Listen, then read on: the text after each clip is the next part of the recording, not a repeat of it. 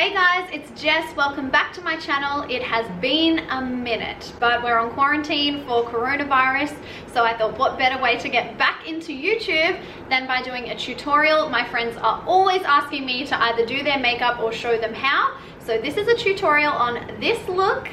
And if you like what you see, please like this video, hit subscribe, and stay tuned because there is plenty more where this came from.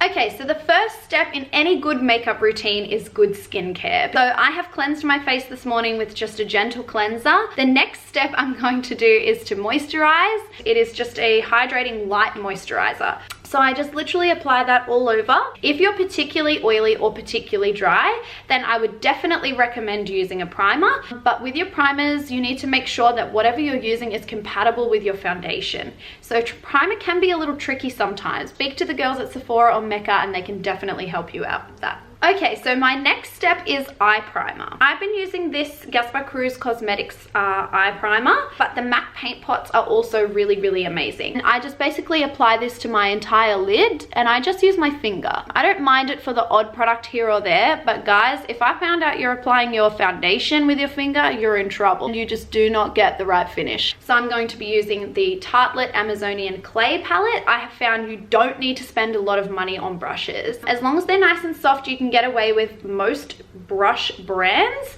You just probably want to look for these types of brushes. I'm going to start with the color called Super Mum, which is down here. Story of my life, really. Okay, and I'm going to go into the inner corner. You can always pick up more products, so I always like to start with less. And if you're a bit concerned about how much you've picked up, you can just sort of tap it on the top. As you can see, I haven't really gone down too far into my crease. I'm just sort of brushing in the inner corner, up around the brow, and just sort of on top of the brow bone. Remember that I haven't done my foundation, so I can always clean this up later. This brush is kind of a little longer in the top, but still you can see super fluffy and not dense. So I'm going to get that nice diffused look again. The color I'm going to be using for this will be called Force of Nature. So this color is just going along the top of my brow bone, and I'm just using very small, like little tiny circles. And you'll notice that I don't go all the way in. So it's just literally the outer half of my eye. Okay, so the next brush I'm using is a little more dense, which means I'm going to get more impact from the color when I apply. The color I'm going to use next is called Power Player, and it's just this little taupe shade here. Now with my more dense brushes, I use more of like a patting technique than a sort of circular technique, and that will just sort of pat the color in. Now as you can see, I'm just going up to my crease and I'm just working in the outer corner of my eye. So I'm just gently pressing the color in. On my eyes, I like to work in kind of like a V shape. You can also work in a C. The C, you'll get a really nice diffused look on the outer eye.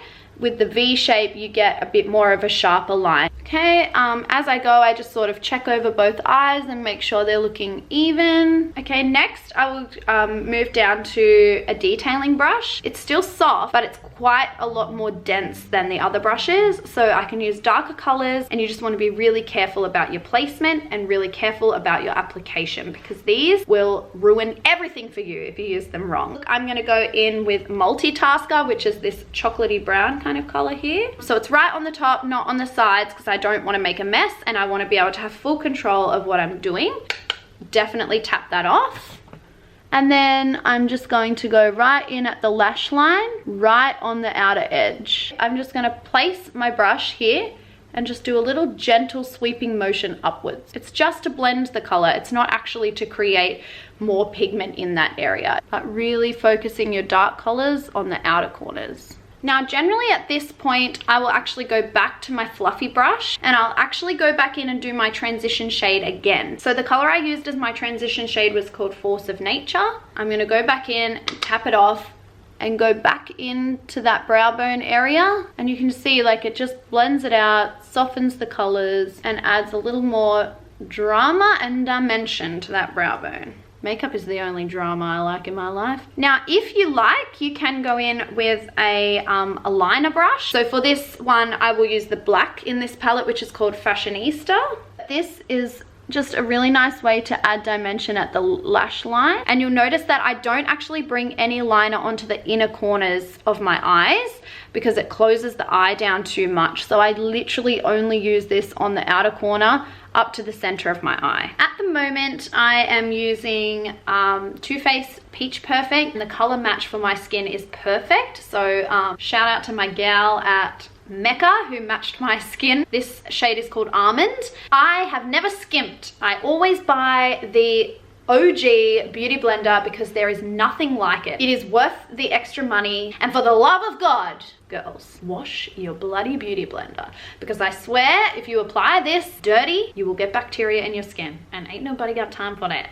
All I do to apply my foundation is I literally just pump a couple of pumps onto my beauty blender directly and just apply directly from there. So I don't really apply my foundation under my eyes too much because I will go back in there with concealer. So you just literally push the product into your skin.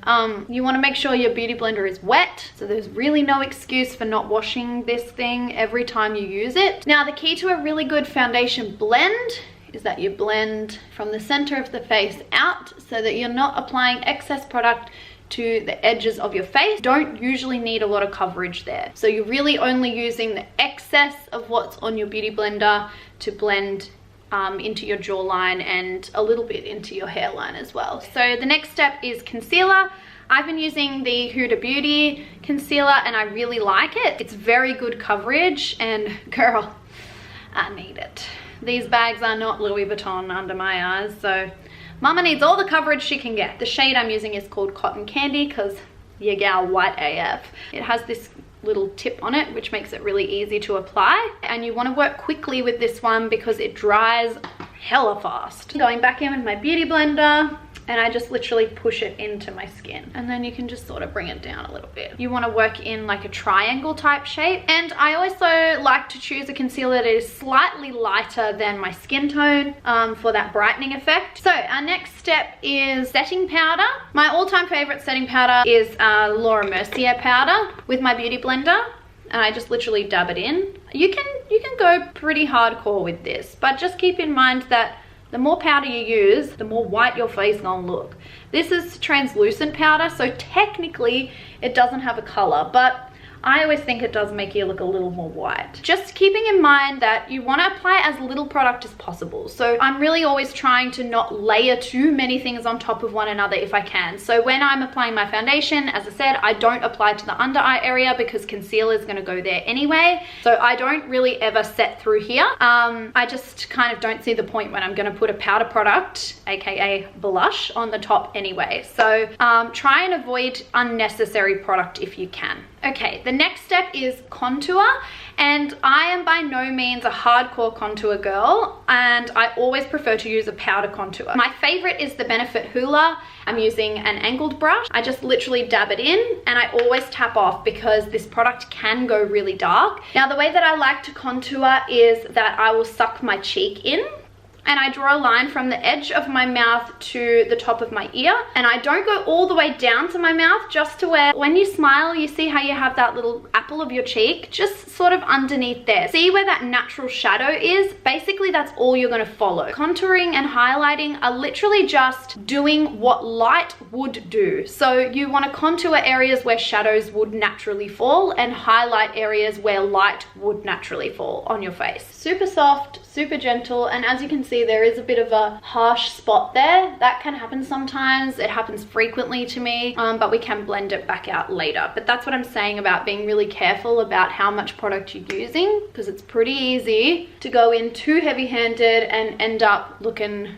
real weird. So I just go in under the cheeks, around the hairline. I like to contour. Thanks Kimmy K for teaching me this. Into the corners of my forehead, across the top of the hairline. Okay, next step is blush. My favorite blush of all time is NARS Orgasm. Despite what many people will tell you, I don't like to smile and apply to the apple of the cheek. I actually use the same technique as contouring and just bring it slightly higher. And I just find that it blends the contour slightly better and is more natural because it's not sitting right here near your nose. And the brush It's very soft, but it's also really fluffy. So it's going to give you that really soft, diffused kind of look. And I blend it right into my contour. I do like to contour my nose, but for this I use my transition shade brush. I just go dab it into my hula very gently, and I'm just going to come right up close because I need to be able to see.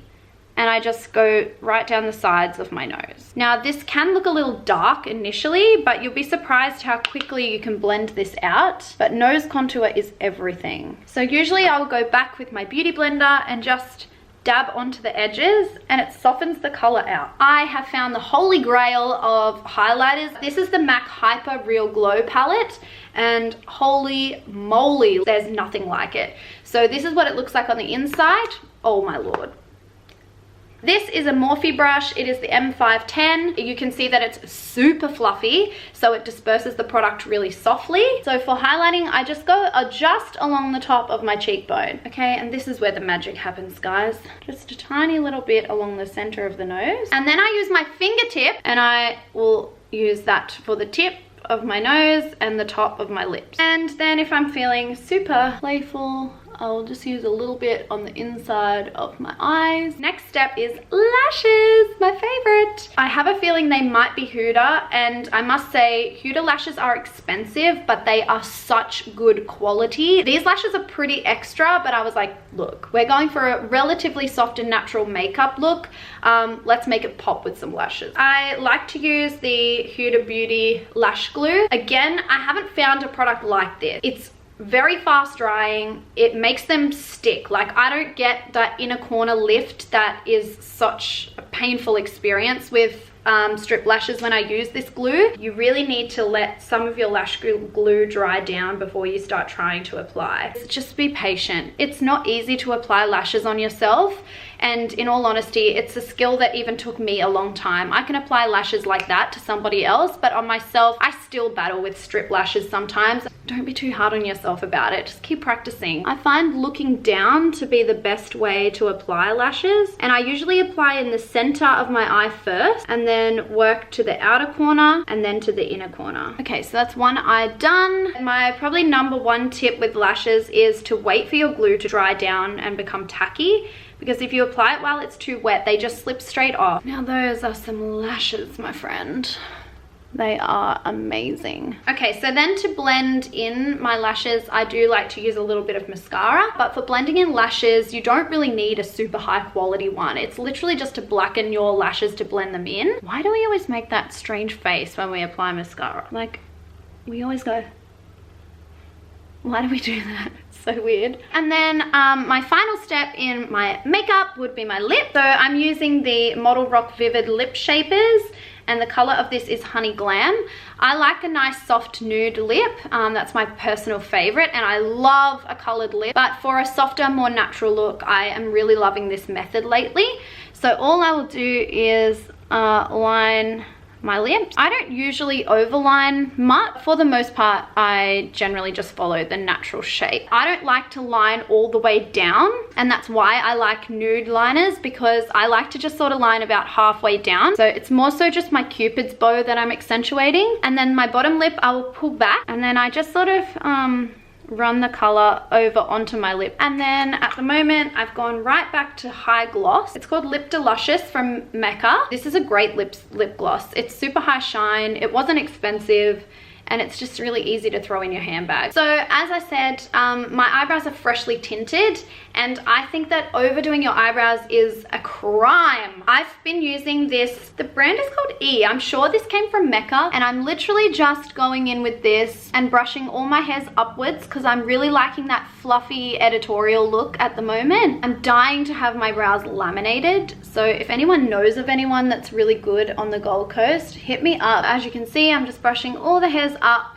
just makes them look fluffy and full, and then once I get to the arch, I just brush them down on the end. So this will actually set hard. It's like mascara, and it actually keeps them looking super fluffy all day, which I love. So this is my finished makeup look. This is kind of my go-to application method for most makeup looks. So if you like it, let me know. Like the video, please subscribe.